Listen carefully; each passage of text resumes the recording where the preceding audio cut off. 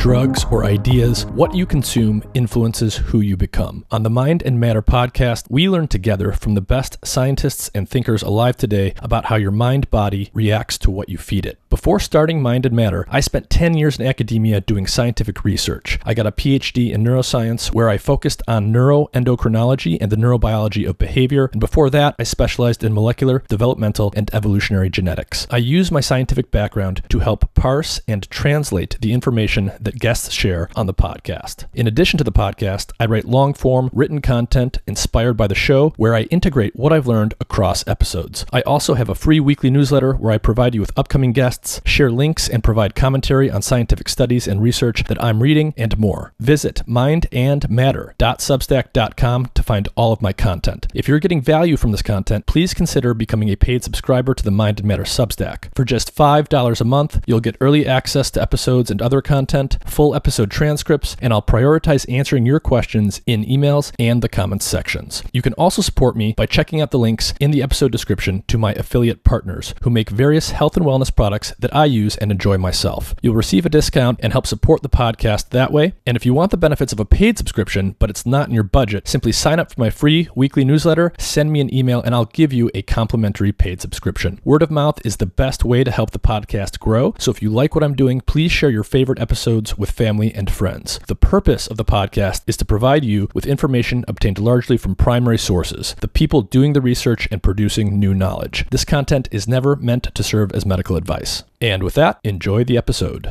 Hey everyone, I want to take just a minute to tell you about a really cool health monitoring device I've been using called Lumen. It's a handheld, pocket-sized device with a sleek design. The Lumen device measures CO2 levels in your breath, which allows their technology to determine the extent to which your body is burning fats versus carbohydrates. Lumen helps improve your metabolic flexibility, your body's efficiency in shifting between using fats and carbs for energy. I use this device in the morning or before bed or after meals or after workouts to track my metabolism. With just a couple weeks of use, I learned a lot about which foods were causing my body to burn mostly fat, mostly carbs, or both, as well as how long I needed to fast and how hard I needed to exercise to promote fat burning. Being able to track whether your body is burning fat versus carbs will help you figure out how your body responds to your lifestyle and whether or not your weight loss and fitness strategies are actually working. Lumen is great for anyone looking to optimize their health for either weight loss or athletic performance. Their easy-to-use app allows you to track your results together with what you're eating and how you're exercising, and it syncs with other devices like the Apple Watch. Click the link in the episode description to learn more and use the code MINDMATTER, MINDMATTER, to get 10% off your Lumen device today. That's on top of the site-wide sale they are currently running, and the Lumen device is eligible to be paid for with FSA and HSA health accounts. Check out the link in the episode description for more info.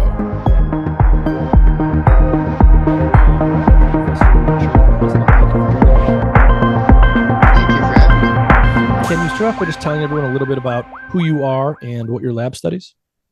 Sure. So I'm a professor at the University of Toronto, and I'm in the Department of Nutritional Sciences, which I'm sure we'll get to the significance of that a little later on. And I'm a neuroscientist, maybe an old breed of neuroscientist, which you might call a neurochemist. And we're really interested in brain neurochemistry with a focus on the lipids. You might know this, but if you exclude water, your brain's pretty much half fat, and that's almost as fat as your body fat. So we're interested in, how does the brain get to be like that? That comes back to part to nutrition.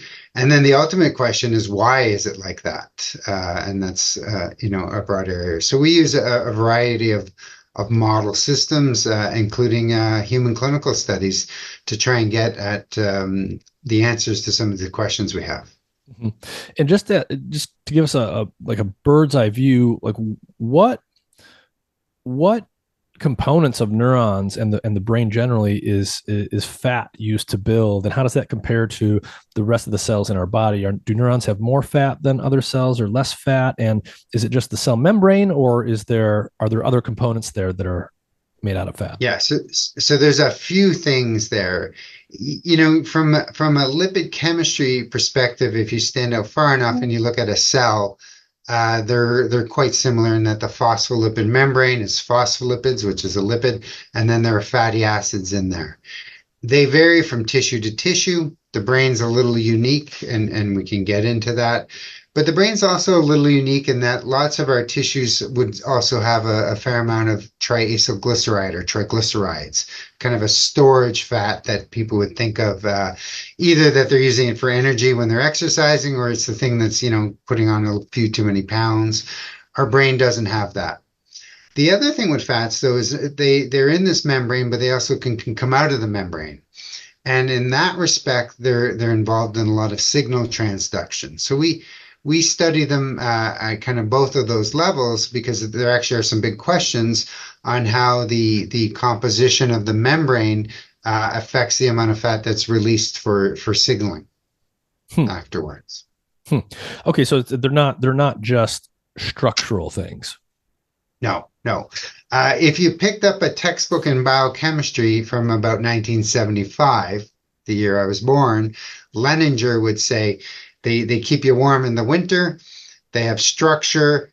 They're used for energy. Something I'm probably forgetting because I'm trying to count to 4 on the spot right now. But they have no, unlike nucleic acids and proteins at the time, they have no ability to share information. And that's not true, right? In 1982, the Nobel Prize was given out for the discovery of a molecule called prostaglandin E2. Back step a little bit. Prostaglandin E2 is made from cyclooxygenase. That's the enzyme that aspirin inhibits. And if you step back a step further, that comes from arachidonic acid, which is a fatty acid derived from essential fatty acids. And that, classically was thought to relay information about inflammation. Arachidonic acid is one of the fatty acids that's, in the neuronal membranes and the microglial membranes and a lot of the different type of membranes. And it, has a fluidity and a structural function, but it also gets released in response to signals and relays further signals. So they have a very important role structurally that's been, probably the focus of 40, 50 years of research. But more recently, we're getting into these nuances of their derivatives, sometimes called bioactive lipids, and their role in signal transduction. Yeah, I definitely want to get into a bunch of that stuff at some point. Stepping back a little bit. So when we think about fatty acids generally, people maybe are most familiar with, seeing some of these things on nutrition labels and things like that. There's different types based on their chemical structure. You've got saturated, monounsaturated, and polyunsaturated fatty acids. Can you give people just a general sense for what the major differences between those types of fatty acids are? Yeah, so you nailed it there. We've got saturated fatty acids, which if you can picture a structure in your head right now, you've got a series of carbons connected to each other and a carboxylic acid at the end. When they're in a phospholipid, they're no longer an acid because there's an ester linkage there. And saturated, at least when I visualize a fatty acid, I don't do this innately. I just see the carbons, but there's hydrogens all there, right? And so saturated will often be referred to as there's no double bonds. True, but not quite accurate. What it means is saturated with hydrogen, so therefore there are no double bonds. And if you add a double bond in, you've removed hydrogen, so it's now unsaturated or monounsaturated.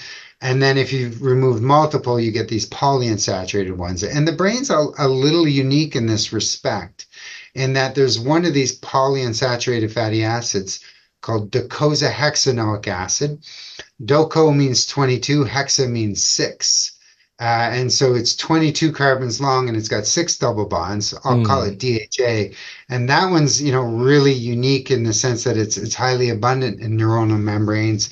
And we find it at the level of the synapse, quite enriched. In some specific phospholipids, it can reach 40 to 50% of the composition of that phospholipid. So there's spots in the brain where this molecule just lives, so to speak. And that's unique composition. So we don't see that in the liver and the muscle. There's DHA in those tissues, but not quite at that level. And it begs the question, why is that? How did it get there and why is that? And so in terms of the saturation, we're talking about how many double bonds exist between the carbons in sort of geometric terms, what does the level of saturation mean in terms of the overall shape of the fatty acid, whether it's sort of straight or bent or highly curved, and what significance does that have? So two things. So in a simple model system, it's easier to pack saturated fatty acids on top of each other. You can make them more tight. So we talk about the membrane being more rigid or less fluid. And the implication of that is that proteins or receptors or anything in the cell will have different patterns of movement, maybe slower patterns of movement in a more rigid membrane.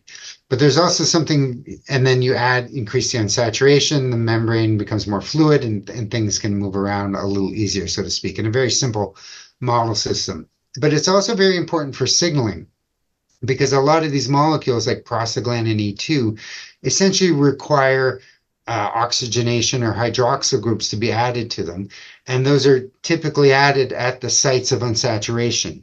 So you can't make a prostaglandin E2 from a saturated fat like palmitate. Palmitate 16 carbons, but even if it was 22 carbons, we call it, or 20 carbons, we call it a rachitic acid. Similar to arachidonic. You probably heard that even with my little French Canadian accent. Hopefully you got the difference. You can't add hydroxyl groups to a rachitic acid, but you can add them to arachidonic acid because it's got the double bonds there, and that becomes very important in the signal transduction afterwards. So membrane fluidity and signal transduction are reflected in this saturation or unsaturation and the various indices around those. I see. So the amount. So if we imagine a cell, we have the cell membrane. There are proteins in the cell membrane, like receptors and different things, and they don't stay in one spot. They're kind of moving around in this membrane. And the membrane, I don't know if we think of an analogy or something. I could imagine wading through a pool of water, maybe, or a pool of molasses, and that would maybe, if the molasses is going to be harder to wade through, I'm going to move around a little bit more slowly. That would be akin to saying the membrane has, a higher or lower saturated fatty acid content, and it's more or less fluid. Yeah, so I like that, and I'm going to steal that from you because that's better than how I teach it. It's perfect. The one thing I'll say though is that's it's a little more complicated than that because if you it depends on the fatty acid that's beside it a little bit, and then things can get really complicated because the membrane's made up of phospholipids, and there are specific types of these phospholipids. Predominantly phosphatidylcholine. There's another one, ethanolamide, and there's subtypes of those. And then there's inositol and serine. And for whatever reason, they have their own biases or affinities. So you kind of can't put two palmitates in a phosphatidylserine in reality, right? It's usually got one of these DHAs in one position and something else in another position. So I can't really explain all the biophysics of this, but sometimes you'd say, if I put a palmitate, I'm trying to do this in my head, with something with one double bond might be much more rigid than something with two double, it doesn't add up 1 to 1 to 1 for every. You can't count the number of double bonds and say this is the fluidity of the membrane because it depends on some interactions, I guess is what I'm trying to say. I see, but the sort of profile of fatty acids in the phospholipids of the membrane is going to determine how fluid that membrane is, how easily proteins and stuff can move through it, and presumably the fatty acid composition of membranes in the brain and elsewhere in the body, presumably that changes depending on the fatty acid profile of our diet, or is that not true? Yeah, and that's why I'm a nutritional neuroscientist, right? And so we should take a step back and go, there's another way to classify these fatty acids. We've called them saturated, monounsaturated, or polyunsaturated. We can also call them essential or non-essential not from a biological function. Okay, we'll separate. I think they're all essential biologically, but dietarily essential. And that brings us into the field of nutrition. And so these saturated fats and these monounsaturated fats, we can make, okay? We can eat them in our diet and absorb them directly. Palm from almost any sort of fat is going to have palmitate in it. oleic acid, one of the monounsaturated. Sounds like olive oil. It's famous for olive oil, but it's in all kinds of things. You can eat them, or you can use glucose and make them through lipogenesis. And we have some enzymes that can make oleic acid because that double bonds in a specific position, and we have an enzyme to do it. Then you get into the polyunsaturates, and there's a couple minor exceptions to this that I don't think we need to get into, but there's roughly two types. There's the omega-6s, and then there's the omega-3s. And we eat in our diet essential precursors. So there's two of them, and the naming's awful here. You got to pay attention. There's linoleic and linolenic. It's sometimes I trip it up. Like so, yeah. Linoleic comes from the omega-6 side, and linolenic, sometimes called alpha linolenic, comes from the omega-3 side. And they have a double bond in a specific spot, one in what's called the omega-6 position, one in the omega-3 position. And if you're in organic chemistry right now, you're going to be confused because you start naming the fatty acids from the carboxylic acid end of the molecule. In nutrition, we start on the other end, the methyl end. So if you say the bonds in the 3 position, you got to tell people if you're a nutritionist or a chemist, right? I see. So if someone's not a chemist or a nutritional chemist, the names, you've sort of said this in multiple ways already. The names, these long, complicated names, and the numbers like omega-6 versus 3, that's just referring to like how many carbons or the position of the bonds. It's referring to something about the chemical structure. Yeah, so typically there's the name kind of usually referring to where it was discovered. Or we get into Greek to make it a little more simple kind of thing. But even some of the Greek, some of the names like Dicosa or Penta something, that we have a common name for them, usually based on where they're discovered. But these positions are telling us, docosahexaenoic acid, there's 6 double bonds. There's nothing in that name that tells us where the double bonds are, and you'd have to know that the first one's an omega-3 because that's an omega-3 fat.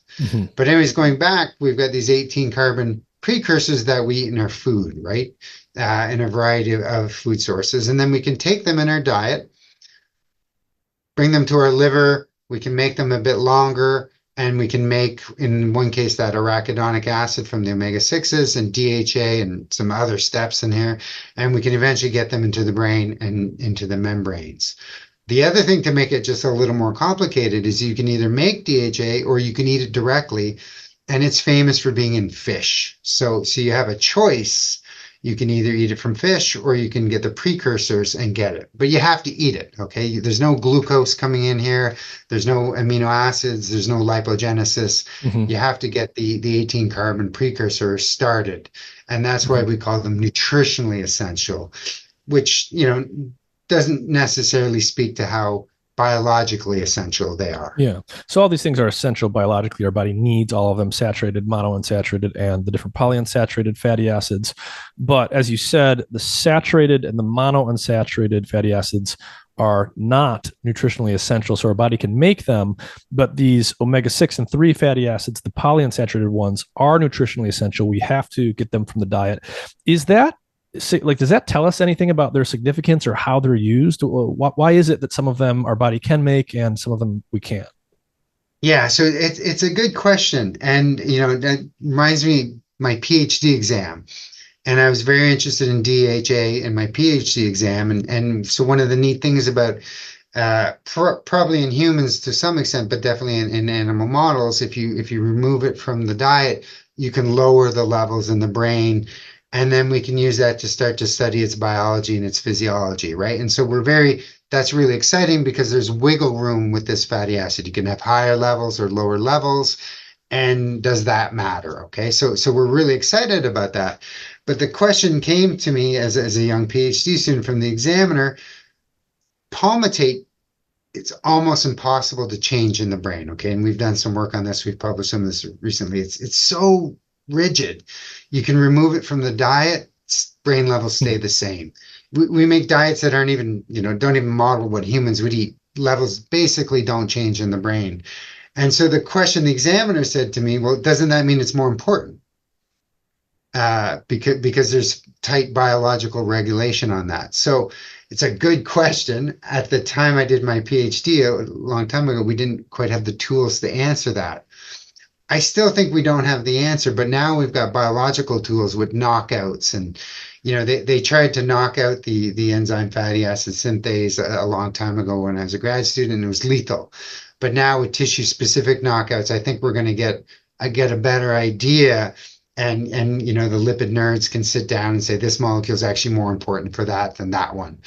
But the lipids have been really tough to study, largely for this reason. You can't knock out a lipid. There's no gene encoding for palmitate. There's genes encoding for its synthesis, but there's a variety of them, and there's no gene encoding for DHA, right? So you can't knock it out. So we've struggled a bit compared to some of the other fields not having those tools available to us. Interesting. We're going to spend most of our time, I think, talking about brain lipids and stuff to do with brain health and disease.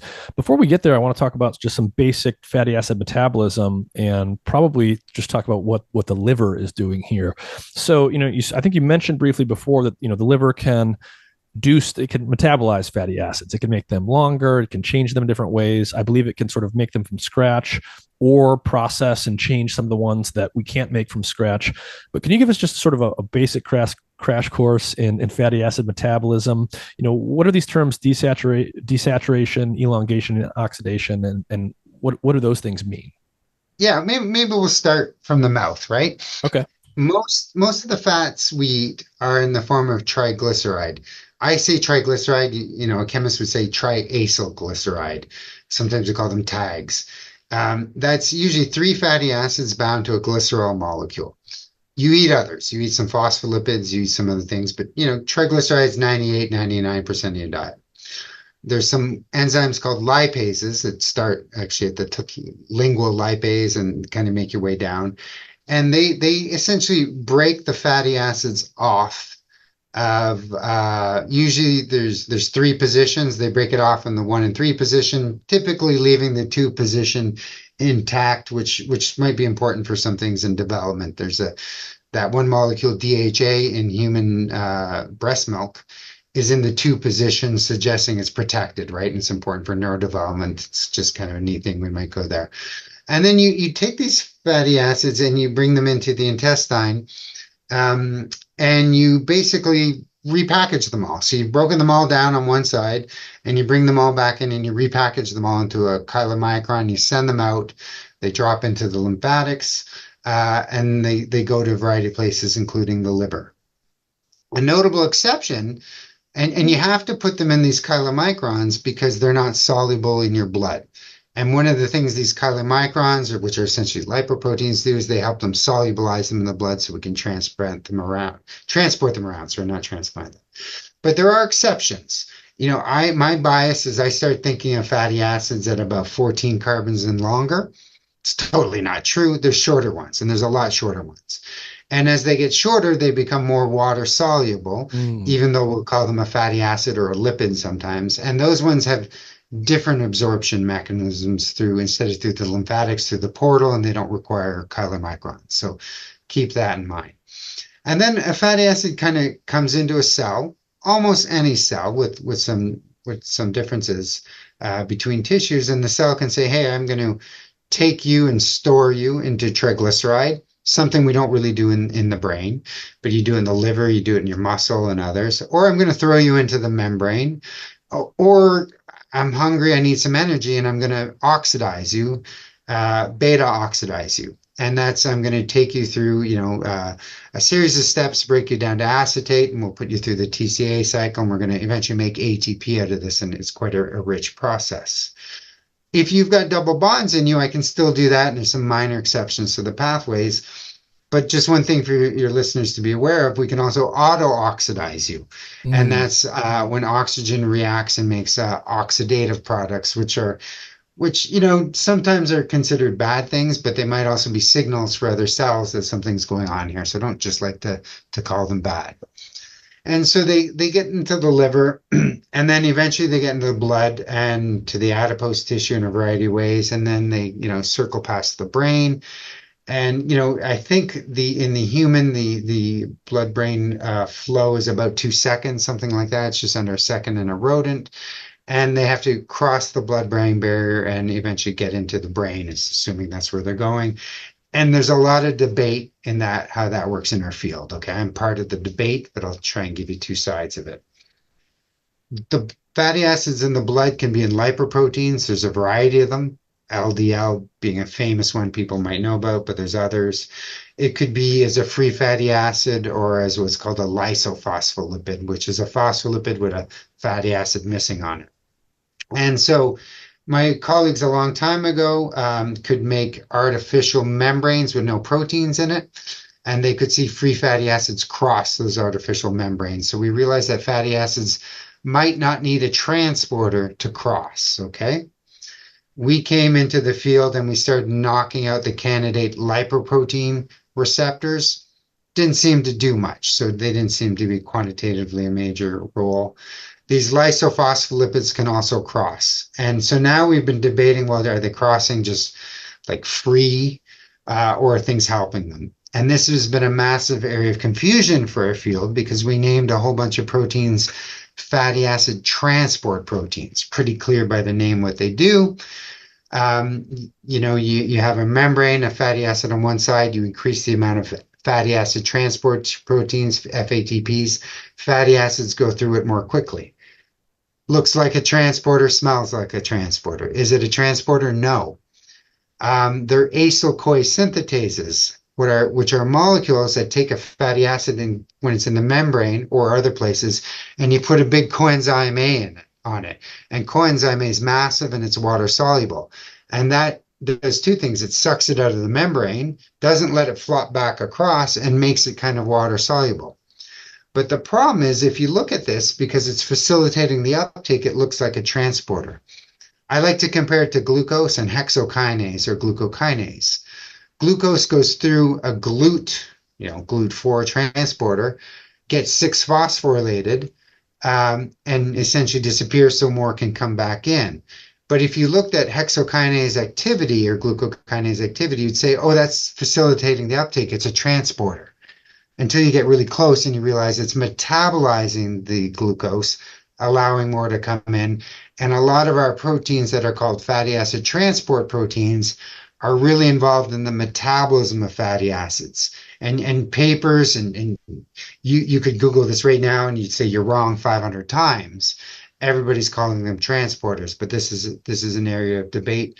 And there are some others. There's one called CD36, and there's one called the MFSD2A that probably works on the lysophospholipids to help bring them into the brain. And eventually there's a series of enzymes that help them kind of get where they're going. And I almost can't remember what the question was now. Well, it sounds to me like basically one important part of what you just said, if I'm hearing you correctly, is that the type of fatty acid we're talking about in terms of its geometry, the number of double bonds, whether it's saturated, unsaturated, as well as its overall length, if it's short, medium, or long, those things are going to dictate how it gets absorbed and transported throughout the body. Yes. And so one of the key steps in fatty acid metabolism, and one that certain corners of the internet and the world talk about a lot, is oxidation, as you mentioned. So fatty acids can become oxidized. How many double bonds they have is going to tell us how many places can become oxidized. And you said something that was kind of interesting. You said oxidation can have a negative effect. It can produce, my understanding is they can produce things that are toxic, oxidative byproducts, but you said they could also produce things that carry information or act as signaling molecules. Can you say a little bit more about that and the role of oxidation? Yeah, so two things I'll say about oxidation. One is that a little bit a better model in the periphery is that we think some cells can recognize immune cells, these oxidative products, and then I don't want to overstate it, but like chemotraxis, and they go there and then they do things. So they give up a signal that's not always bad. Clearly, they can destroy membranes and not help. One of the mysteries that I'm going to throw out right now is if I were designing a brain or a body, I would keep these polyunsaturated fatty acids away from the sites with the most oxygen uptake, right? Oxygen's what's going to oxidize them. I'd put them in the opposite places. What do we see? The exact opposite, right? There's a positive correlation between oxygen consumption of a tissue or brain region and the polyunsaturated fatty acids, this DHA with six double bonds, that would be most susceptible to autooxidation. They're in the same place. You can ask me why. I'm going to tell you I don't know, right? Nobody knows this. And I'll bring it back a little further. It's really wild because it jumps across animal kingdoms in that two of the richest non-mammalian sources of DHA are the hummingbird breast muscle, which has massive oxygen consumption, and the little muscle that I can't name on the tip of the rattlesnake tail that beats really quickly, that apparently also has a lot of oxygen consumption. They're rich sources of polyunsaturated fatty acids that would be highly susceptible to oxidation. So PhD thesis waiting to happen. I don't know why that is. I've had conversations with people. We have hypotheses, but nothing I'm compelled to tell you right now. Like this is the one that we're betting on. Kind of another way that oxidation gets discussed is so these things can become oxidized in the body as part of the chain of metabolic events that's happening. They can also become oxidized outside of the body before we consume them. One place people talk about these are like French fries or something at fast food. It's basically you're boiling these long chain fatty acids. They become oxidized before you even put into your body. Does that have an impact in terms of how they're used by the body or their toxicity or anything like that? Yeah, so if you Google this in the internet, you'll get the answer, and this is the devil's oil, and this is the root of all evil while everybody's dying. I don't think that's the case, but we're starting to do research now, and there's somebody named Amir Taha at the University of California, Davis, and others are really interested in this question because they're starting to, the first question, these oxidized lipids, for a variety of reasons, would have a hard time getting absorbed, okay? Turns out they're absorbed, though, just in small quantities. We don't know the details of how they're absorbed. Like I can't draw you that. You can't open a physiology textbook and find that. You really can't even find a paper and find that. We assume it's similar, but we might not quite be right.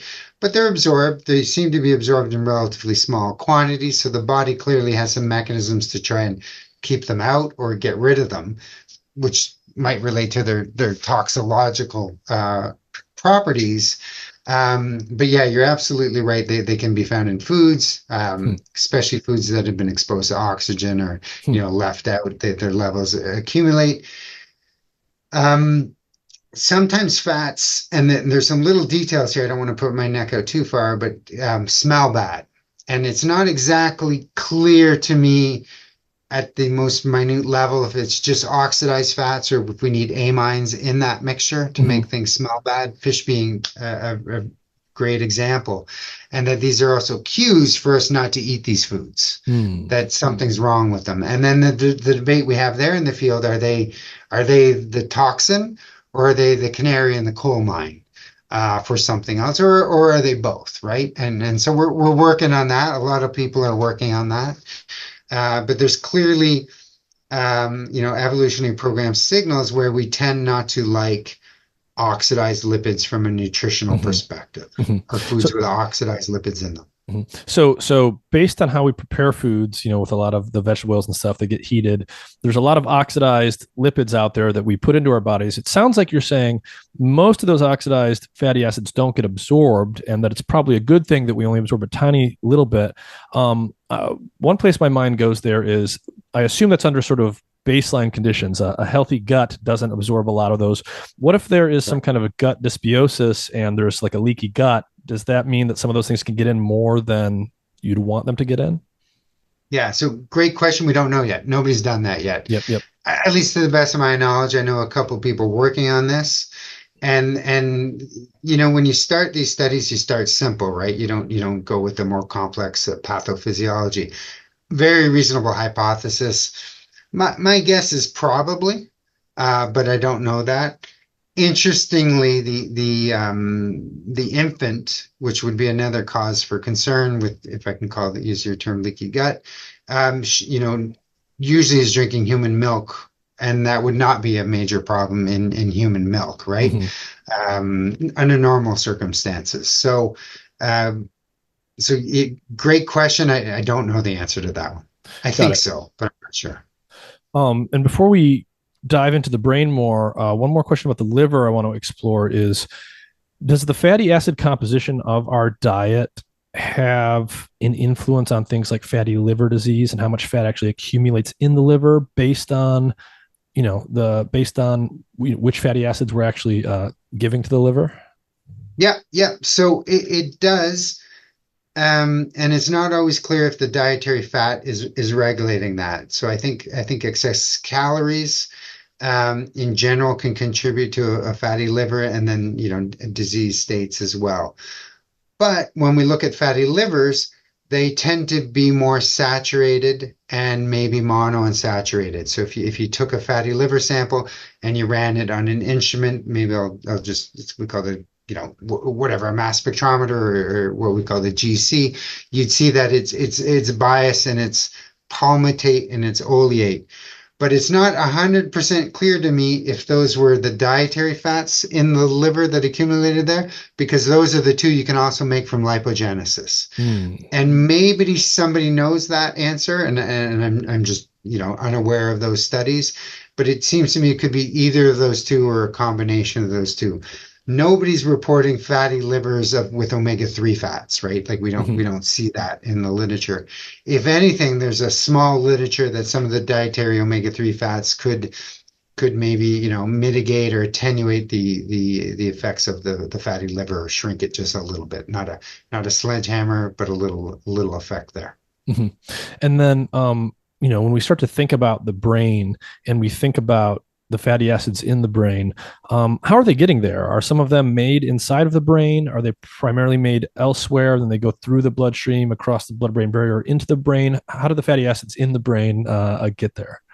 Yeah, so this is, I'll start off simple, and then I'm going to, confuse everybody because I'm a bit confused. And we just published a study on this, and the results were wild. So these omega-3s like DHA enter the brain through one of those kind of mechanisms we spoke about a little bit. Then it's really wild because there's another fish oil, if I can call it, omega-3 called EPA, eicosapentaenoic acid. We haven't talked about it. It's barely detectable in the brain. So if I showed you like a readout of one of these chromatographs, there'd be a little something that you might call noise and I might call a peak, and we probably agree to disagree on. So it's so low in the brain you can barely detect it compared to the other things that are really clear. Hmm. What we found though that was wild is it gets into the brain at about the same rate as that one DHA, roughly the same, but you almost can't find it in the brain. So it's metabolized, maybe I should use the word catabolized, very rapidly. How fast, I'm not exactly sure, but probably within a minute, most of it is either destroyed or turned into something else. So they get into the brain, but my point here is that the brain itself can help regulate its own composition. I Okay, see. it's things are getting in there, and you'd predict to see them in there, but you don't find them in there, so the brain's doing something with them. Okay, and then we've got this molecule. Let me back up a step. So if you look at the brain, uh, usually the most abundant peak, and I use the word peak interchangeably, unfortunately, with amount, is oleate. And then you've got one called oleate because this 18 carbon with one double bond. Then you've got one called stearic, found in steers. It's 18 carbons, no double bonds. Palmitates right in the running there, sometimes second, sometimes third. And then you've got DHA probably about fourth, and this one arachidonic fifth. And then things with the odd exception really drop off a lot, right? So they're there, but they're an order of magnitude lower. What we've just discussed probably covers more than 80% of what's in the brain, just those few. Um, and so some of them get into the brain, some and get, we see them there. Some of them get into the brain and we can't find them there. And then there's this molecule called palmitate that I told you is very hard to change in the brain. Okay. And it turns out that the brain has these enzymes that can do lipogenesis. Mhm. So the brain can make palmitate. Okay. Um, there's a lot of palmitate in the blood.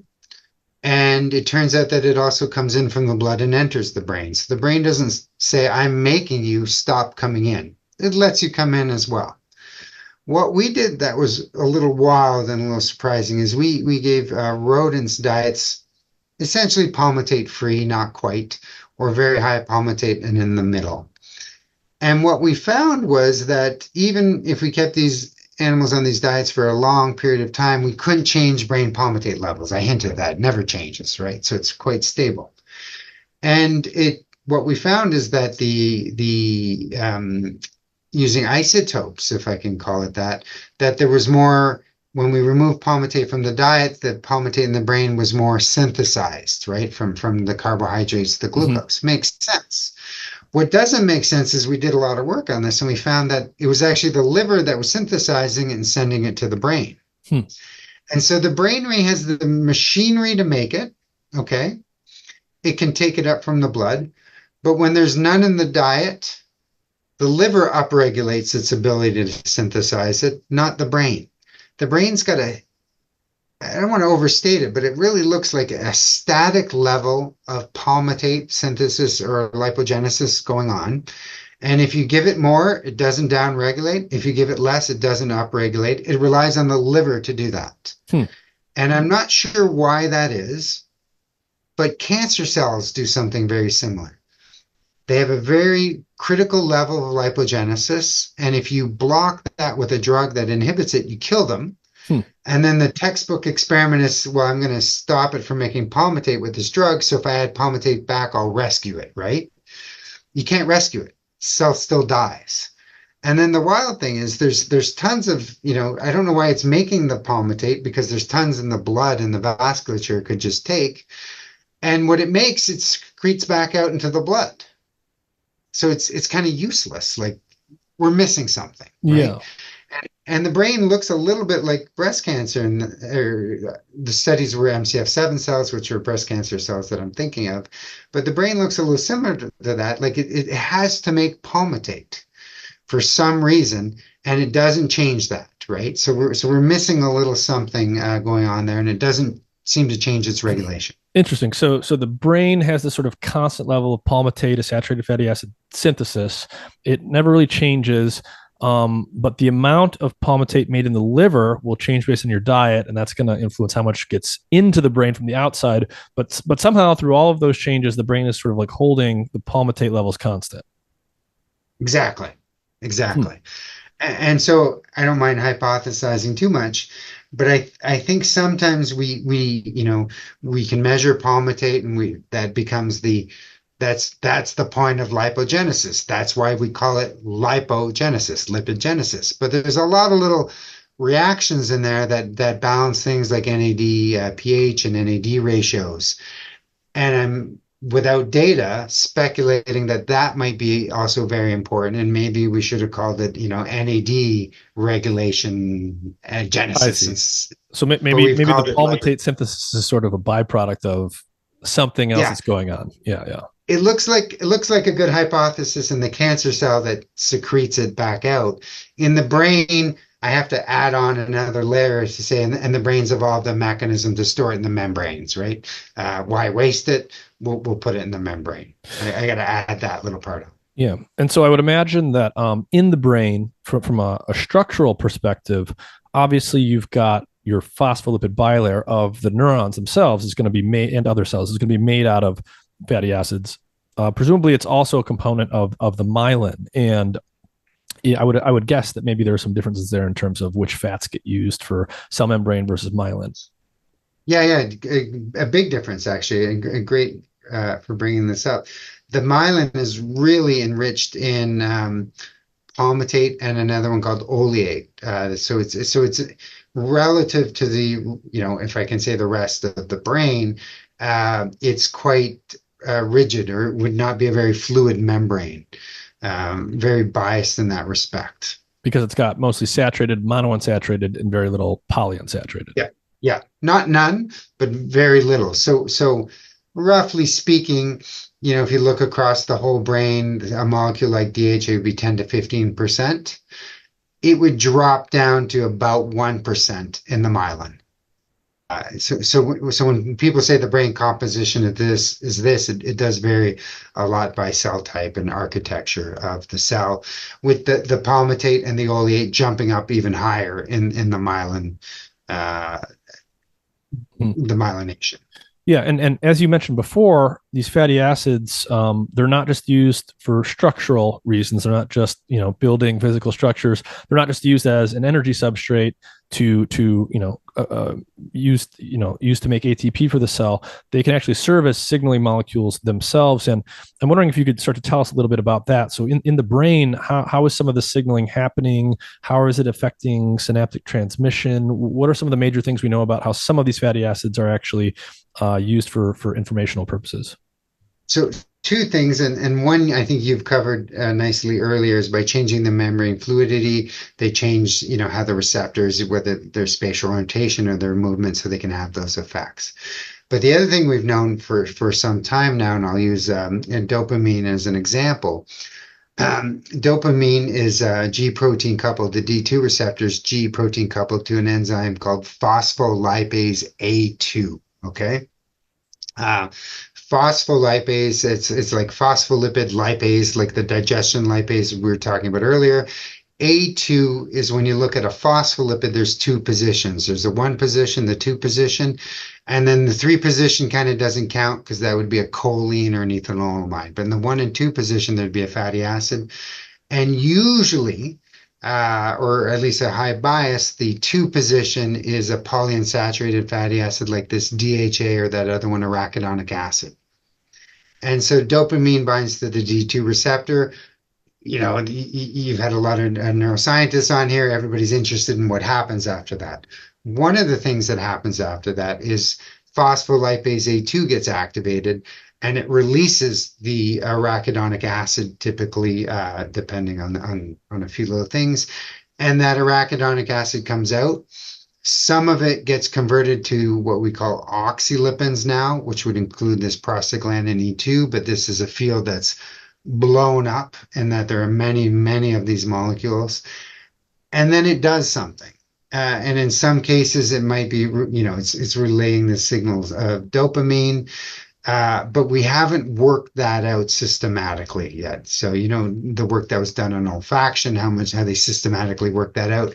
We need to do that with these molecules because there are hundreds of them and they're being released and they're doing something. And I'm not going to do a very good job right today in telling you what they do, right? I'm going to write that as a grant. But one of the wild things is that arachidonic acid that comes out, about 97% of it just goes right back into the membrane. We call that the Lanz cycle, named after guy Bill Lanz, and we don't know why that is either. So you take a whole bunch out, you lose about 3%, and you bring 97% right back into the membrane. And we do that with other fatty acids as well. Mm-hmm. What about things like, so I know that certain fatty acids that are ultimately of dietary origin, they connect to endocannabinoid production. So can you just remind listeners what are endocannabinoids and what's the connection here between dietary fatty acids and endocannabinoids and what they're doing to regulate synaptic function? Yeah, and we'll go back maybe a little bit to some of these oxylipins. So we've got fatty acids and then we've got fatty acid derivatives, and we use these terms like bioactive fatty acids, and there's a lot of different types, and we haven't talked about. Ooh, I don't think I've ever had to define endocannabinoids on the spot, but they're essentially, people found the CB receptors, the cannabinoid receptors, CB1, CB2, which THC binds to, and then it was obvious, hey, they're not made for marijuana. There's something endogenous in there, and the first big hit was a molecule called anandamide. And anandamide is actually derived from arachidonic acid. So it's an ethanolamide attached to arachidonic acid, and that's anandamide, and it binds to the CB receptors. Huge discovery, really elegant stuff. And that really helped us understand its role in appetite regulation and a lot of the things that people would be familiar with.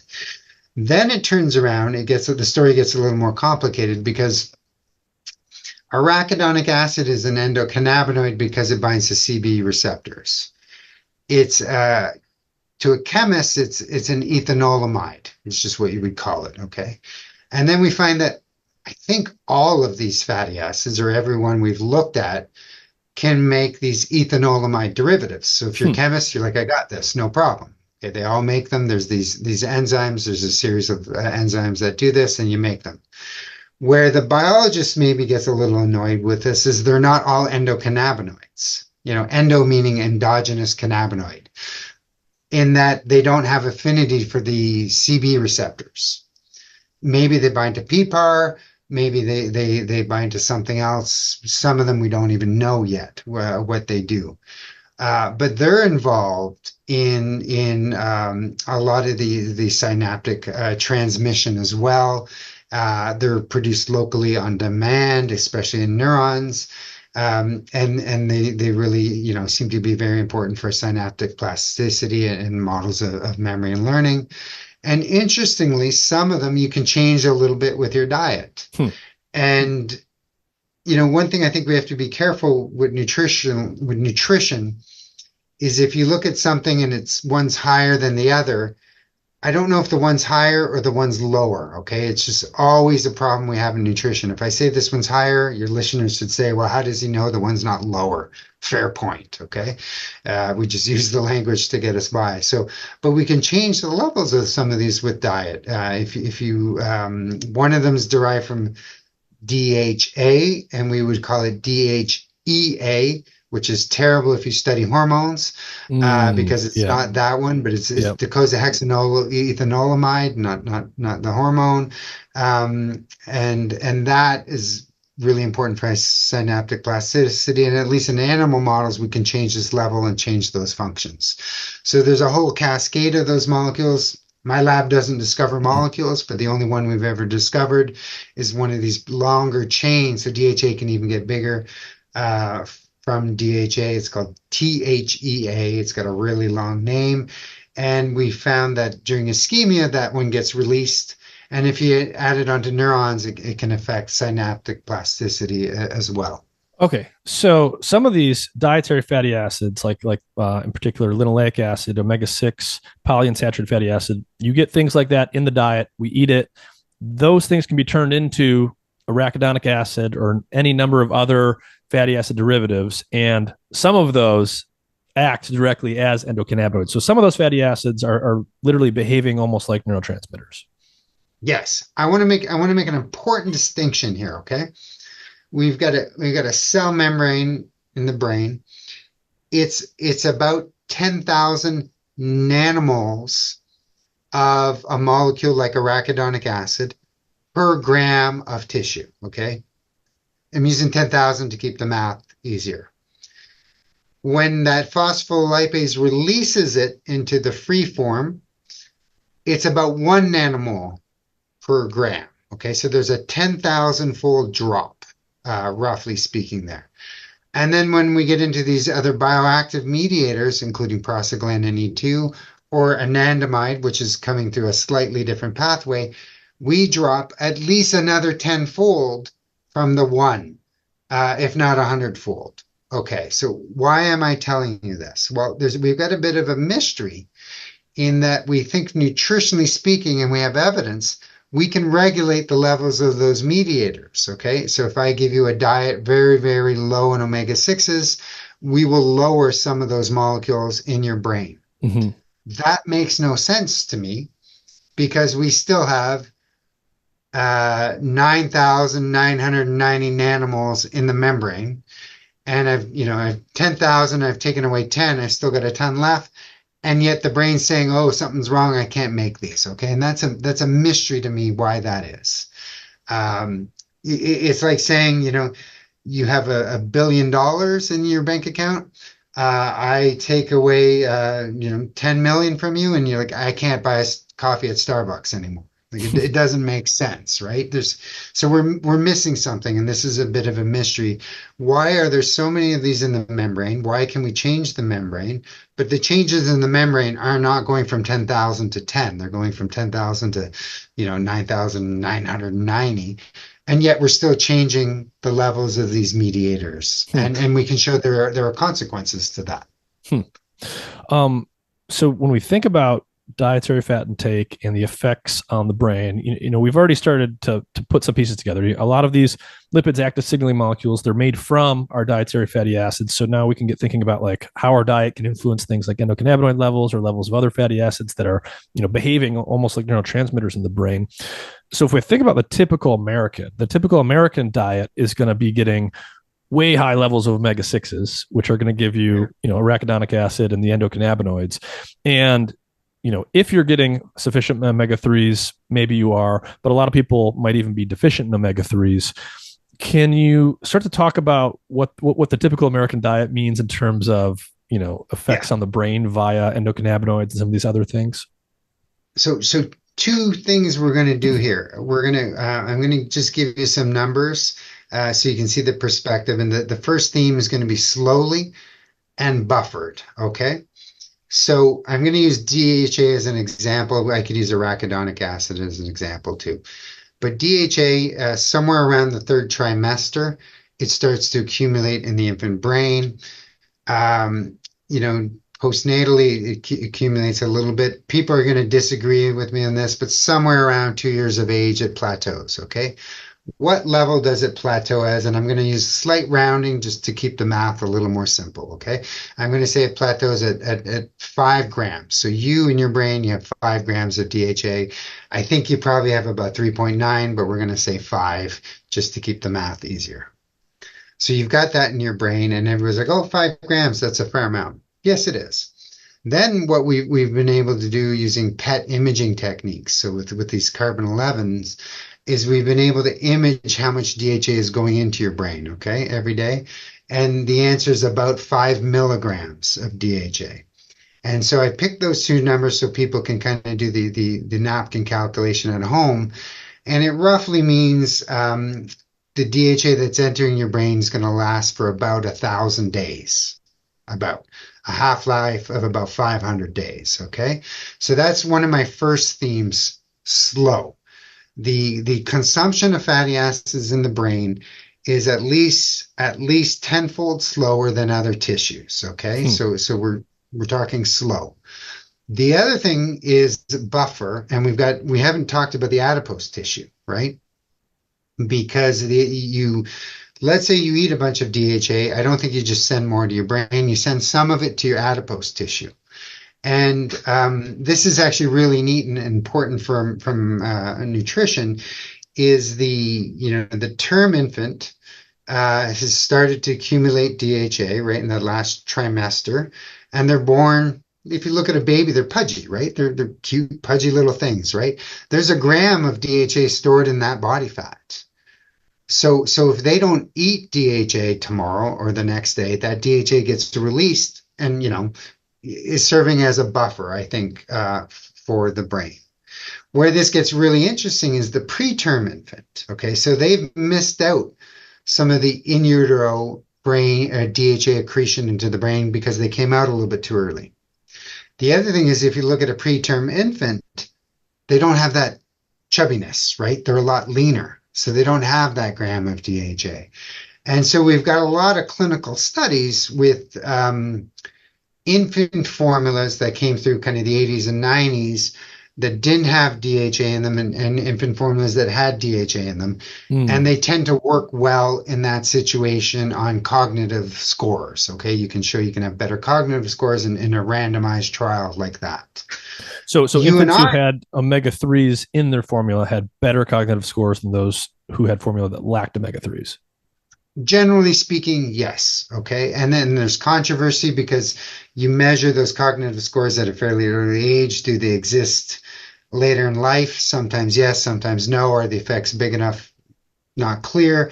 My colleagues in Australia just did a study in premature infants where they gave them DHA. They were actually maybe very premature infants, although I'm not the best with those definitions. They gave them DHA above standard of care, and they were able to show probably what we call a meaningful improvement in cognitive scores at 5 years of life. It was published in the New England Journal of Medicine, which is where, from a nutritional, if I can call it supplement study, that's a pretty cool place to publish it. It tells you something about what people think the importance of that is.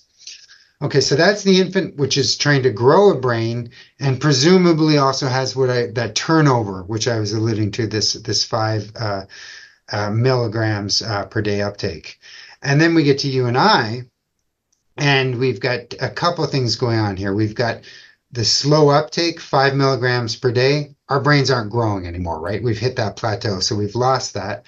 We've got this body fat buffer that can have grams of DHA in it for some, but not for all people.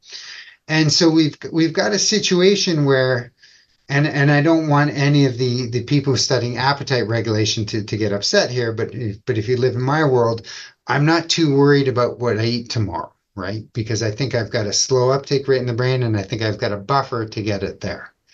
But to your point, chronically over a lifespan, that's when we can change things. And in fact, if you take a rodent, we can even do this in a rodent. If you give me an adult rodent and I try and lower its brain DHA levels, it's hard to do. Sometimes we don't do it.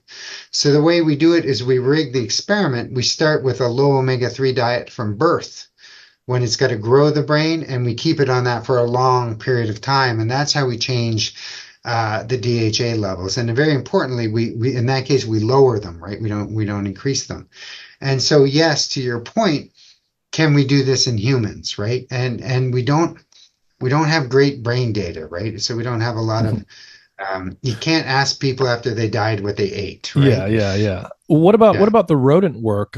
So when you do a study where you are, from birth, basically giving them DHA deficiency, so they don't have enough omega-3s, as they go through life, do we know the effects that has on the brain and the ability for those rodents to do learning and memory tasks? Hundreds of studies, maybe not hundreds, but 100. And the totality of the evidence suggests a few things: impaired memory, impaired learning, impaired behavioral scores, more susceptible to neuroinflammation, more susceptible to a variety of things. It's a bad position for those animals. A lot of us are working on the molecular details, which involve a lot of these signaling molecules that we're talking about, and even more complicated, sometimes crosstalk between the omega-3s and the omega-6s. But I think the totality of the evidence, maybe there's 50 papers that have looked at brain inflammation. Generally speaking, most of those studies, they seem more susceptible to it. They seem more susceptible to neuronal death if you give them whether an ischemia model or a neuroinflammation model.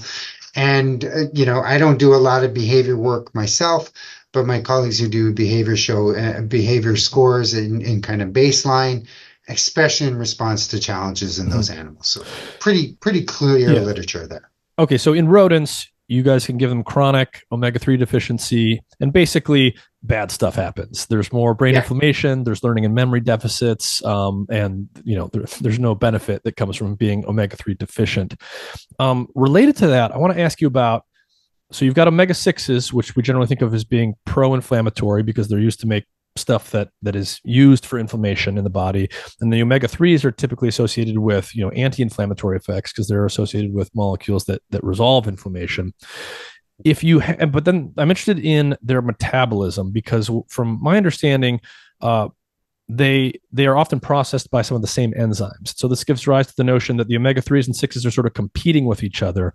And so based on what you just told us about omega-3 deficiency, which, scientists can induce experimentally in rodents, I'm wondering if you could have, is it possible to have an effective omega-3 deficiency, even in the presence of some dietary omega-3s, if that omega-6 omega-3 ratio is just highly skewed in favor of the omega-6s? And is that something that we should think about?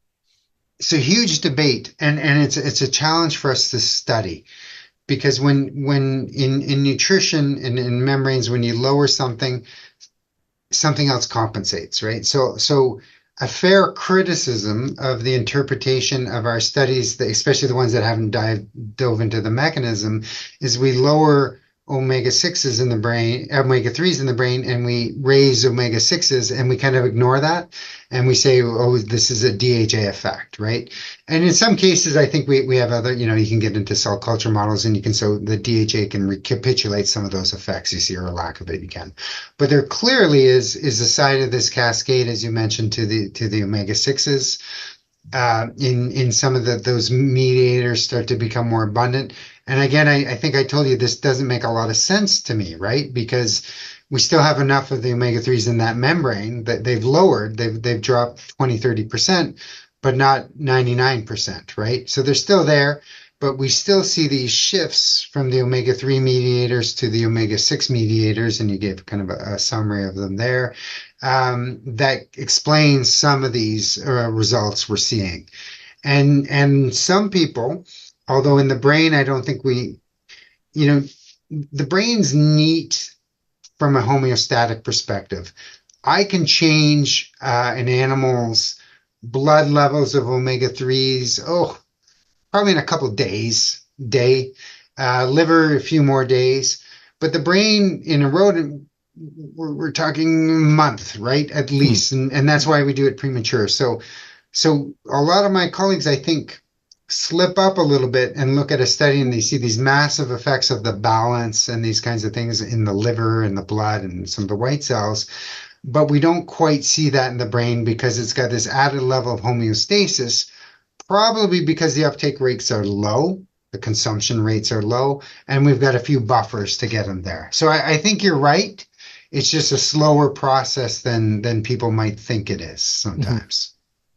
In terms of, so if omega-6 fatty acids tend to be pro-inflammatory, what do we know about the consequences of chronically high dietary intake of omega-6 fatty acids in terms of what the brain's doing, effects on learning and memory, effects on inflammation and things like that? Yeah. So not as many studies. Okay. And I know there are people who think they know the answer to this question. But it actually gets pretty tricky because it was actually hard to make a diet, because that's how we do this, right? We don't use knockouts, at least not until recently, that was low in omega-6s and not also low in omega-3s. So if you go back into the old literature and somebody's saying, they were doing all this in the 50s, 60s, 70s, this kid, which I would love to be called, doesn't know what he's talking about, right? You read those papers with a little more detail. They were what we would call essential fatty acid deficiency. And so that's a new term. And it means they were deficient in omega-6s and omega-3s. And if the title of the paper says omega-6s, it's probably, with a couple exceptions in the literature, misleading, right? So that created a hiccup in our field in that we thought we were studying omega-6 metabolism, but we were also studying omega-3 at the same time, okay? And people realized this. One of them was my old Ph.D. advisor, that there was some nuance there. And we studied this a little bit more detail. We haven't done nearly as much in the brain, though, okay? I could probably count on my hand the amount of animal studies that have been done to intentionally lower omega-6s without lowering omega-3s and measure outcomes related to that. But I think it's broadly consistent with your position. I'm saying lower, you're saying higher. I think I told you it doesn't matter which way it's it's the same coin, two sides. But if you get the higher omega-6s in the brain, you get increase of those mediators, you get some of these effects. And then consequently, you tend to get lower omega-3s in the brain too, and you get lower of those omega-3, resolving signals, which is a really fascinating area as well. Okay. So in general, higher omega-6 does tend to translate to more inflammation. Yes, in the brain. Now, so there are exceptions, right? Not every mediator that comes from these omega-6s is pro-inflammatory. In fact, as I understand it, when they're in the lab that eventually won the Nobel Prize, one called lipoxin, one of the molecules called lipoxin came out of this arachidonic acid cascade, and they noticed it was actually anti-inflammatory, and that confused them, I think, at the time, because they'd all been pro-inflammatory. And that postdoc then went on to discover most, if not all, of the anti-inflammatory pro-resolving molecules that I think you alluded to. And I just find that a fun story because he was exposed to a molecule that didn't make sense in the model and then was very open to discovering the rest of those molecules, right?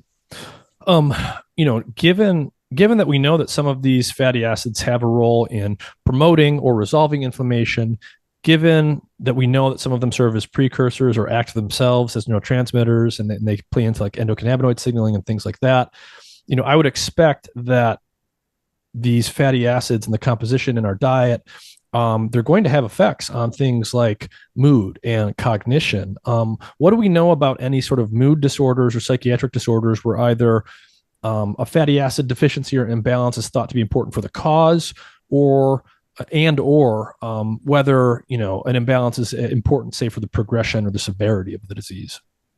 Okay, so great question. So a couple ways to look at this. One are the animal models. Works well in the animal models, as you'd predict, right? If you take an animal and you remove the omega-3s, which is a lot more research done on it, these can be models of depression, aggression, behavioral learning, et cetera, et cetera. Okay, so the animal models work. You know probably better than I that an animal model depression is a little controversial. Let's just say that, right? Yep. So how does that extrapolate to the humans? Well, let's look at the humans and see what we've got. We've got some postmortem studies that have looked at DHA levels in the brains of, say, depressed patients. Literature is not clear. Somebody can show it, somebody can't show it. They don't all have the same regions. It's a really tricky thing to do, but that's what that is. And then, well, what do we do? How do we test this? Well, we give them DHA in their diet to see if we can make their symptoms better. In general, the answer is no, it doesn't work. But there's two buts to this. It's kind of hard to do because of what I was telling you about that slow uptake, right? So if you knew that the uptake rate was 5 milligrams and that there was 5 grams and you thought the depressed patient had 4, you could guess how long you should do that study for. But if you do a 3-week study and you say, oh, it didn't work, it didn't work. There are other nuances in these studies that make them very complicated to do, right? So I'm going to go on a little bit of a tangent, if you don't mind, because I got involved in a clinical trial on epilepsy. Same idea. Let's give them fish oils. Let's see if it works. So if somebody comes in with epilepsy, first they go see their neurologist and they try and treat them with the drug, right? Hopefully that works and they can't enroll in your study. Okay, they're out because they've been treated. If that drug doesn't work, the neurologist will try them with another drug and then at some point another drug. And eventually, if they don't respond, then they'll come into your study. Okay, so now you've got a special population here that's not responding to drugs. And ethically, the neurologist keeps treating them, okay, while you're trying to do the study. And this, as somebody who came into the clinical world as a little bit more of a naive basic scientist, and now I'm in the faculty of medicine, these studies aren't exactly what I'd like them to be for a variety of reasons, right? We're trying to treat people with refractory epilepsies who are being medicated, and the physicians are changing their medications while we're doing the study. So it's not what we thought. And depression's not quite the same thing, but it's a little bit like that. But then what we've got is this wild finding in depression that there's, for reasons we can get into if you want, but people, one of the problems with fish oils is they're not drugs, right? So why would a big company want to do this study? And then they've been able to patent derivatives of fish oils, especially one with this EPA. And if you do the studies, you kind of don't see anything, but if you go back and do a meta-analysis and do what's called a meta-regression analysis and do it by the composition of the oils, you see that some of the oils that contain EPA show promise, show amelioration of depressive symptoms. Very few studies have looked at prevention because that's hard to do, right? You need more people to do that. Maybe one study has looked at prevention and it didn't work. So there are little signals in there, but there's two ways of looking at this. One is if you're a nutritional scientist or if you're a psychiatrist, you'd say, well, the effect's not big here. And if you have to do it, it takes a really long time. So I'm not going to treat my patient with this because it's going to take 1,000 days and I got to treat them. Fair point. If you're a true nutritionist, you'll say, but we should prevent this. And then we haven't done all those studies, right? So one of the advantages nutrition has is you're not going to take an anti-epilepsy drug or a mood drug just in case, right? You're going to take it when you're diagnosed. But nutrition is something you got to decide to do, and we can do it just in case. And unfortunately, we don't have those studies, so I can't tell you for sure. What I can tell you is correlational studies they tend to work, right? So people who eat more fish tend to have better outcomes in this. And we can talk about Alzheimer's as well going forward with that. So, and then the biologist in me or the neurochemist in me says, well, sometimes I don't really care because these molecules are pretty cool. And I think the molecules are doing things that are really important and they're working in the animal models. And whether you can regulate them nutritionally or not, I want to take a pharmacological approach with these and move that field forward. Mm-hmm. So there's a variety of ways to looking at this. Bottom line, I don't think nutrition or lipid therapy is going to cure depression. There's some room for some signals and maybe a way to help us understand it. Prevention is completely understudied, and we should probably do something about that, right? I see. So is there very much known about neurodegenerative diseases and whether or not having adequate fatty acid in the diet or having deficiencies in omega-3s or something else can make disease progression happen faster, even in animal models? Yeah, so animal models, again, works pretty well. And there was a study published in Neuron, geez, it might be about 20 years ago by Frederick Cologne and Greg Cole, where Greg Cole was working on some of the earlier animal models, and Frederick Cologne was a little interested in nutrition, and they put the two together and it worked really nice. So these animals with higher DHA were protected, and a lot of people, I assume even myself, have replicated those studies. So the animal models works pretty well. But you know as well, there's somebody sitting there saying, so do a lot of the drugs work in the animal models that don't work in the humans, right? Mm-hmm. It's like, we're not supposed to talk about that sometimes, but that's a big one, right? And then, so what do we have in the humans? Well, in the neurodegenerative diseases, there are a handful of studies, not all, that can postmortem show lower levels of some of these lipids in the brain. Great. But they're neurodegenerative diseases, and if you have neurons dying, you might expect a bias in the lipid composition. So we got a chicken and egg issue, right, to some extent. We've got clinical trials, pretty good ones, and pretty large studies in Alzheimer's disease. Yeah, I'm going to say it doesn't work. If someone wants to disagree with me on that, they can go ahead. Then we get into the more the MCI phenotype and this, and my take is it generally doesn't work. People do subgroup analyses, post hoc subgroup analyses, and they can show you some signals in maybe a subset of people who had the most mild forms of it. And that's a little controversial. Some people are going to say, it worked in those people, we should do that. Some people say, no, that just tells us we got to do a new study with them a priori. And then sometimes the nutritionists come in and say, these aren't drugs, people, your standards are too high, it's diet. The brain healthy diet is also heart healthy, so let's do this as a preventative measure and see what happens. And lastly, if you look at the epidemiology, like the fish eaters have lower incidences of some of the neurodegenerative diseases of the Alzheimer's type kind of thing. So there's some evidence there. Yeah. Given what you've told us about a lot of this stuff, the slow turnover rate in the brain of some of these things, the buffering, what's your opinion on like fish oil supplements and whether or not those are very effective or, as effective as just eating, a whole food diet like that contains fish and things like that? Is there like for I don't know, for the average adult in America, is there actually much risk for true omega-3 deficiency? Can the supplements really help? What do you think about that general world? Yeah, so the last case of true omega-3 deficiency I know of was published in the 80s.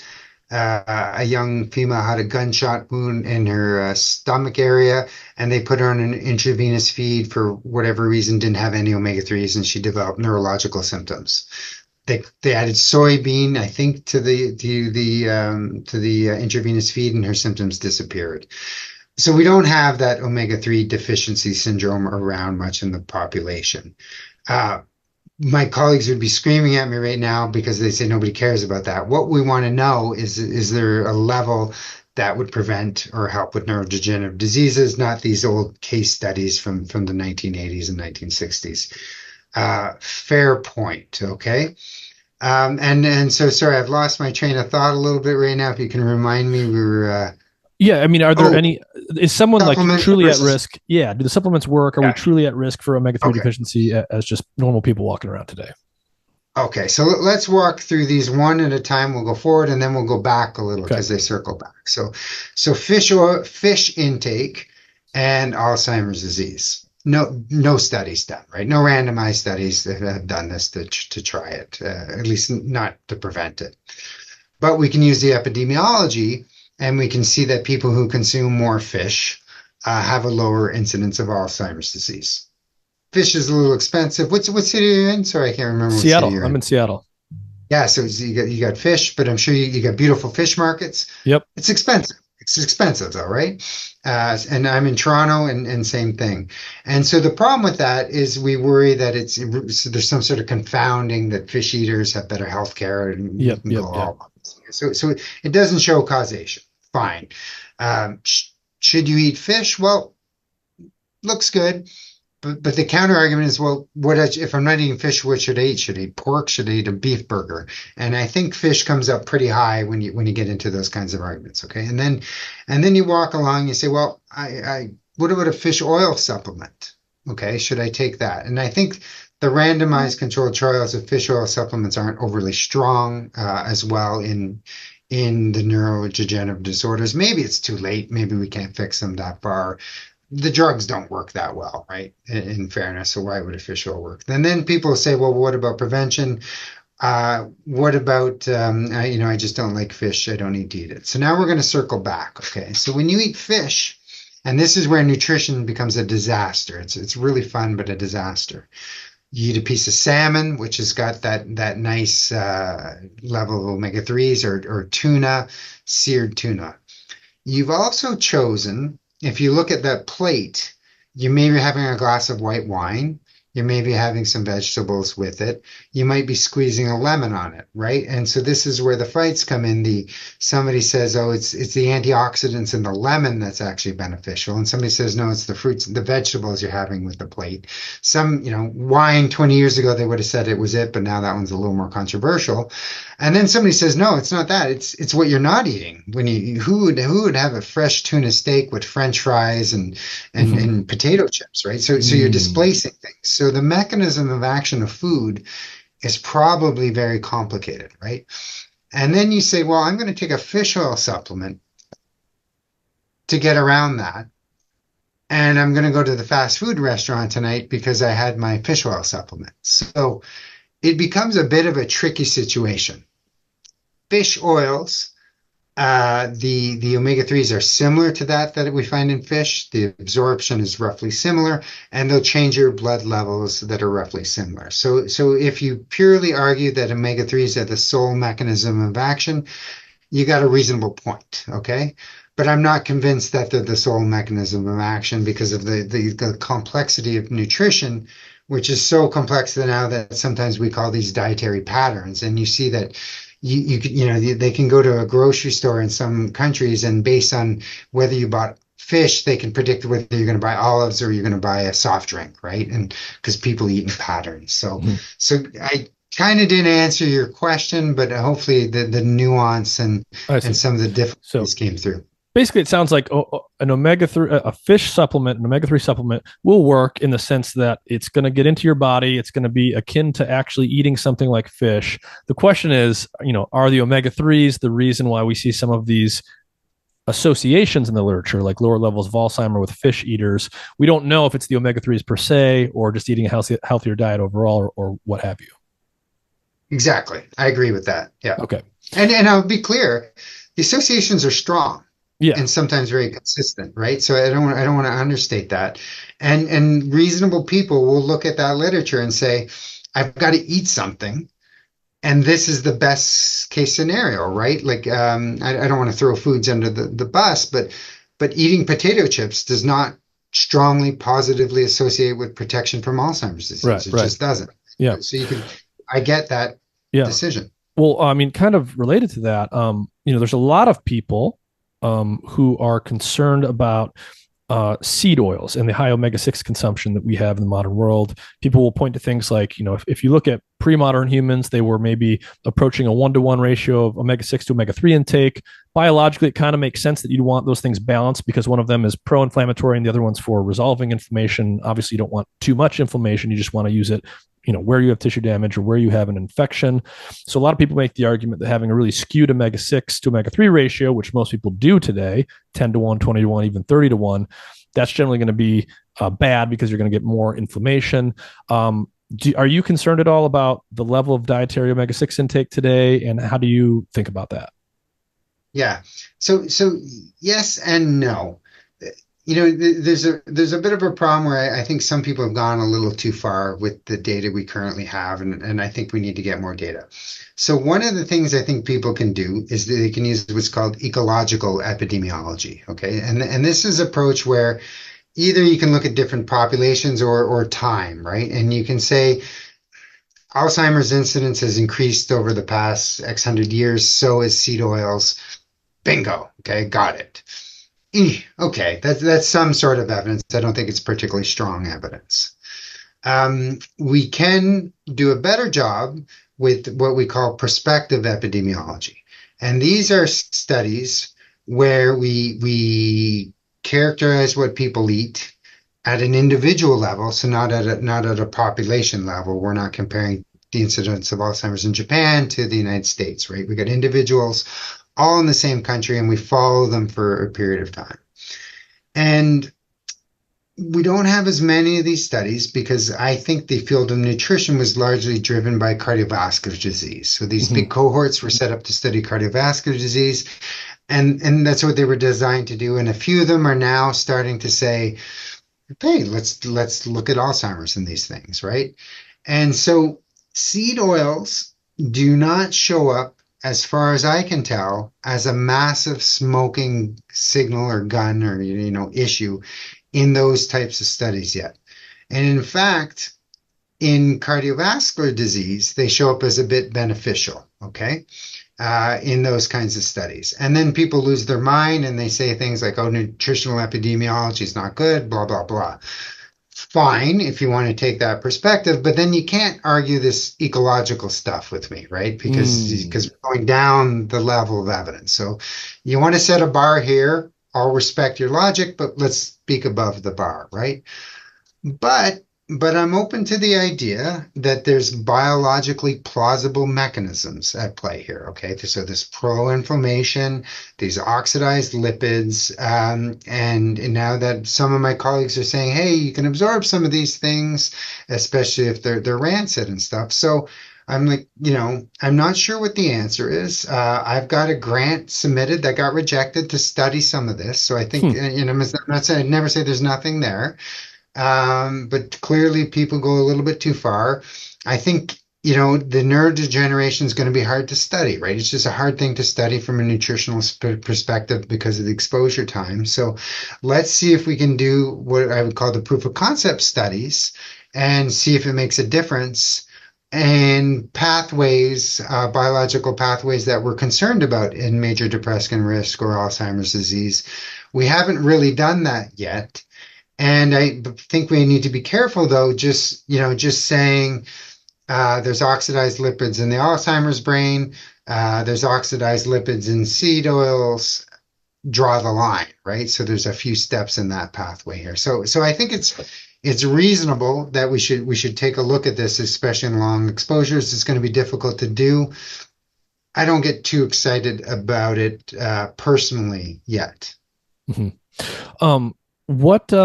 So, I mean, just given that you study lipids generally, has this impacted you at all in terms of your life, in terms of your fat diet? Do you eat a high fat diet, a low fat diet? Do you pay attention to the particular fats you're consuming? Are there any general principles there that you think are pretty solid for people? Yeah. So there's a few things with me. I'm in a nutrition department.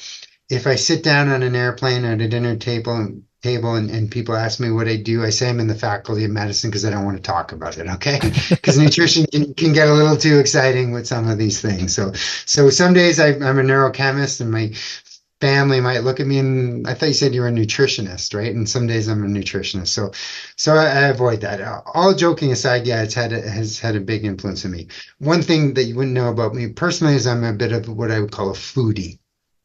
So I'm into things like that. And I think that drives my dietary pattern a little bit. But one of the things I recognize about diets is that, we don't have the best evidence at hand. We don't have randomized control trials on all these individual things. And we've got mixed data on some things. In general, the epidemiological data for the brain, with some minor exceptions, that looks healthy for the brain looks like it's good for the heart. And I'm happy about that because it would be a real disaster if there were two different diets, right? And so these diets that are high in that are plant-based, not necessarily vegetarian or vegan, which we can talk about a little bit if you want, that have a little bit of a lower content of meats, red meats, and have fish, fatty fish in them, look like they're pretty good for cardiovascular disease, and they correlate with the brain. Sometimes things like blueberries and show up a little bit more in the brain side than the cardiovascular side, so it's not all that consistent. So, But you're yes, talking about epidemiological literature. yeah, yeah. Let me take a step back. Then we've got a handful of, and some people would say this isn't true, but we've got a handful of randomized controlled trials on cardiovascular outcomes, okay? And roughly speaking, these Mediterranean style diets look like they work in those studies in cardiovascular disease. So we got an epidemiology on cardiovascular disease, we got an epidemiology on the brain. They correlate, okay? We've got randomized controlled trials of diets in cardiovascular disease. We don't really have them in Alzheimer's disease, okay, of diets. We've got supplements, but not diets. So I'm missing that part of the equation. So what do you do? Well, I think it's pretty reasonable to say, like, this stuff that we see for the heart looks like it's also pointing in the same direction for the brain with some factors missing and some important factors, right? So some of my colleagues are really interested in ketones, not an area we went, but are a byproduct of fat oxidation. And one of the ideas here, I think that's really important, and we need to study this, is that in the Alzheimer's brain, there's a reduction in glucose uptake. Why is that? Well, you got dead neurons, so less glucose is coming in, okay? Sure. But some people are also saying, oh, no, there's a little more than that. And if you look at it with a little more nuance, it looks like the glucose impairments, the glucose uptake impairments are early on. And so they're wondering if they can bypass that with other brain energy sources. Proteins are tricky because the proteins pretty much don't cross the blood-brain barrier. But ketones, amino acids are regulated at the transport level, but ketones you can get in and get them through. So they're working on this, and we spent the whole talk, and I avoided that aspect of fats, but can you rescue brain energy deficits with ketones? Good point. For the brain.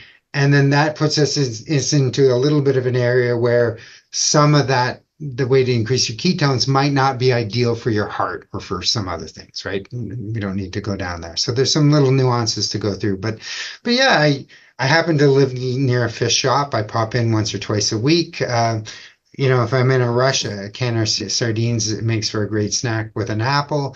Nutritionally, there are a lot of other things I think you can do, trying to keep your waistline a little tighter than a little bigger, which is nutrition and some other things. But if you looked at my diet, you'd say this is a guy who eats Mediterranean-ish, with a lot of exceptions on the weekends or when he's traveling or doing things, right? Because of the foodie side of me, and I like it, right?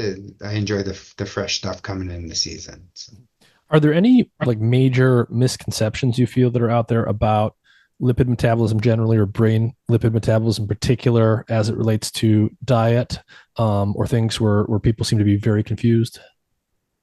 Yeah, tons of them. One is if you Google or ask AI, I do this in lectures, what the most abundant fatty acid in the brain is, it'll say it's DHA, and it's just wrong. Okay, and we walked through that earlier. But DHA's become this dogma. It's the most abundant fatty acid in the brain. I love this molecule. I'm fascinated with this molecule. I think about this molecule, right? I love it. So I don't want to downplay it, but it's not the most abundant in the brain.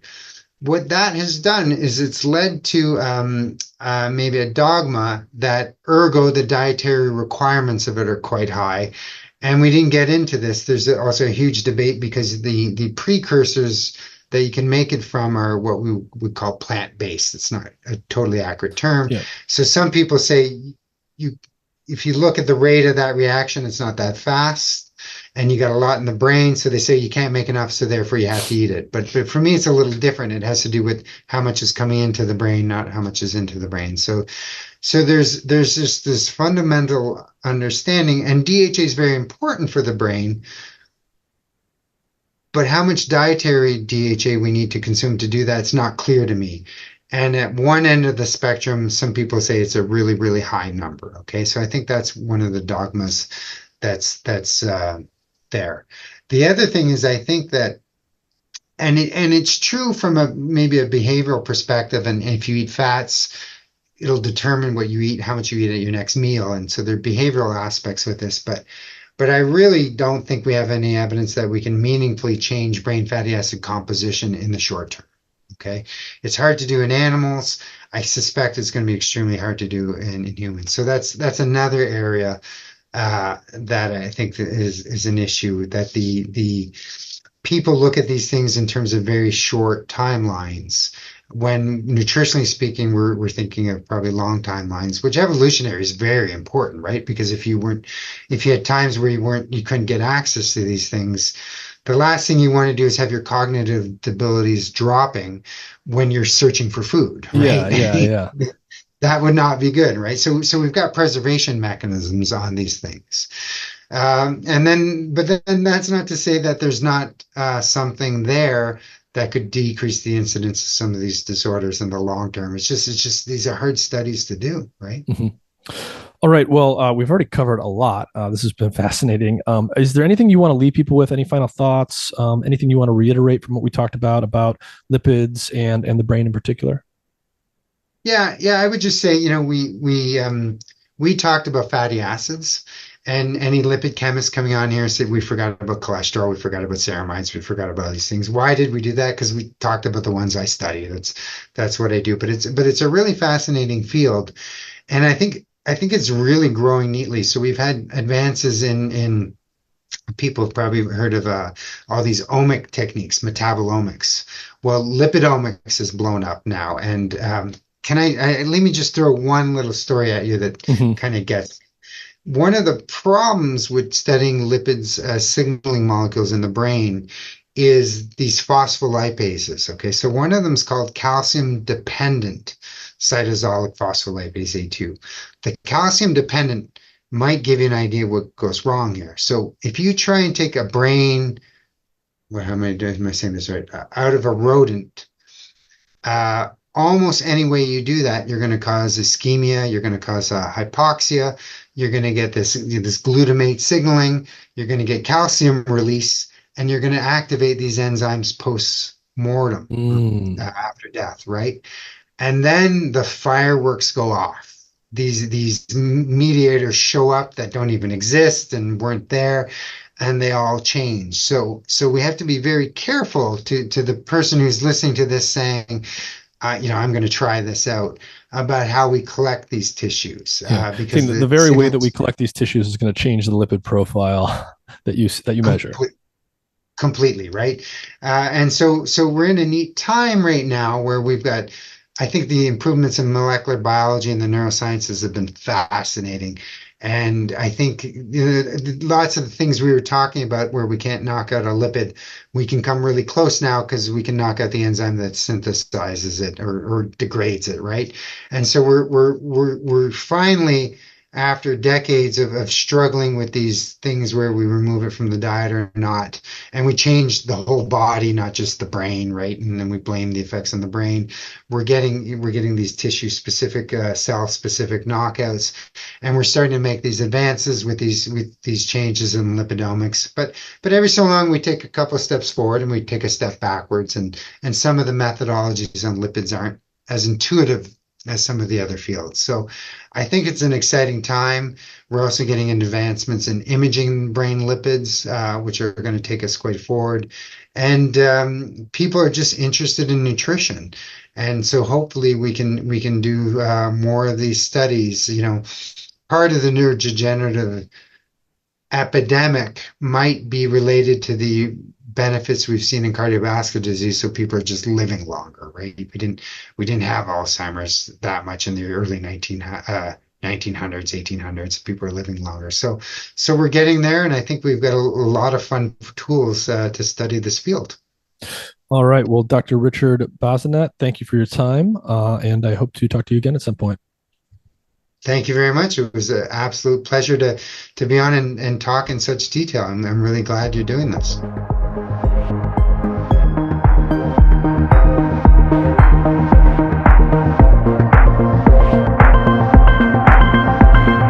This episode is supported in part by Athletic Greens. Their main product, AG1, is a comprehensive and convenient daily nutrition product containing 75 vitamins, minerals, and whole food sourced ingredients with less than 1 gram of sugar per serving, no nasty chemicals or artificial anything. It's gluten and dairy free and compatible with paleo, vegan, vegetarian, and ketogenic diets. AG1 is a quick and convenient way to supplement your diet to help ensure your body is getting the nutrients it needs. It comes in powder form, and you can mix it in water and drink it, or you can put it into a smoothie or a shake or something like that. I mix it into water and drink it, and it's super convenient. If you go to athleticgreens.com/mindandmatter, Athletic Greens will give you a free 1-year supply of vitamin D and 5 free travel packs with your first purchase. Their vitamin D product comes in tincture form, so you just take 1 drop each day. A large fraction of the population is actually vitamin D deficient, especially in winter months when we get less sun exposure, and vitamin D is super important for the proper function of the immune system and for a variety of other things. So visit athleticgreens.com/mindandmatter or click the link in the episode description. You'll get a free 1-year supply of vitamin D with your first purchase.